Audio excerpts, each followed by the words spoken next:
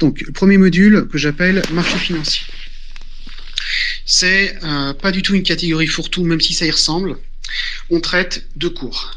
Alors, je vous présente vite fait les cours en question. Vous aurez un cours sur l'histoire économique, qui vous permettra de comprendre le développement de l'économie au sens large, le développement de la finance, des marchés financiers. Parce que savoir d'où on vient, ça permet de savoir où on va. Et comprendre, par exemple, qu'est-ce qu'était le bimétallisme ou encore les talons or, comprendre qu'est-ce que c'était le serpent monétaire européen, ce que c'est, par exemple, qu'une union douanière, une union monétaire. Comprendre tout ça, ça permet en fait de comprendre le monde dans lequel on évolue. Tout simplement. Le deuxième cours, on traite de commerce international.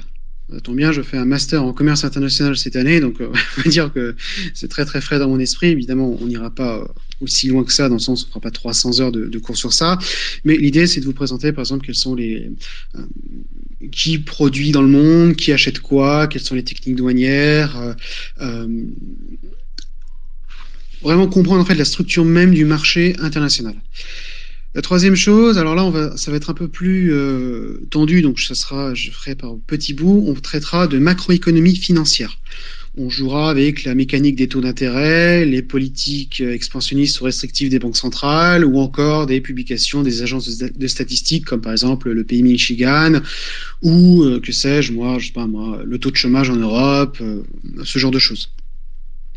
Je dirais que c'est peut-être le cours le plus important, parce que tout ce qui va toucher aux statistiques, c'est ce qui fait bouger les marchés.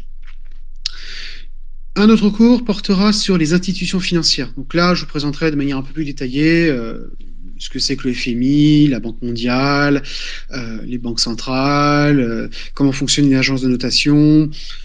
On parlera également par exemple de banques de détail, de banques d'investissement, de banques universelles, de prêteurs en dernier ressort, mais on parlera également de fonds de pension, de hedge funds. Enfin là, l'idée c'est vraiment de présenter les intervenants sur les marchés au sens large. Qui fait quoi et par exemple, qu'est-ce qui se passe si vous avez une crise bancaire, comment ça se propage à l'économie, qu'est-ce qui se passe si vous avez un hedge fund comme LTCM qui a des positions intenables et qui est sur le point d'exploser.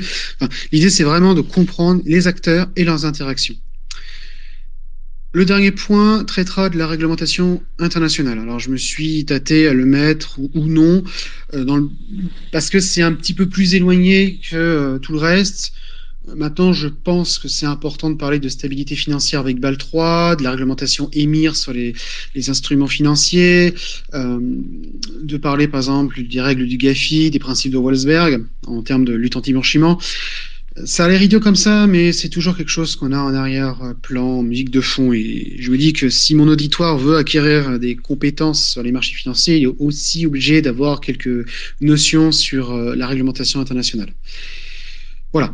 Donc, on repartirait sur un format de plusieurs trades par semaine, avec peut-être un podcast. Alors, autant on s'engage sur les trades pour que vous ayez un contenu minimum, autant les podcasts, je ne sais pas si on pourra s'engager sur un podcast par semaine, par module. Par contre, il y aura évidemment plusieurs podcasts par semaine dans l'école de trading.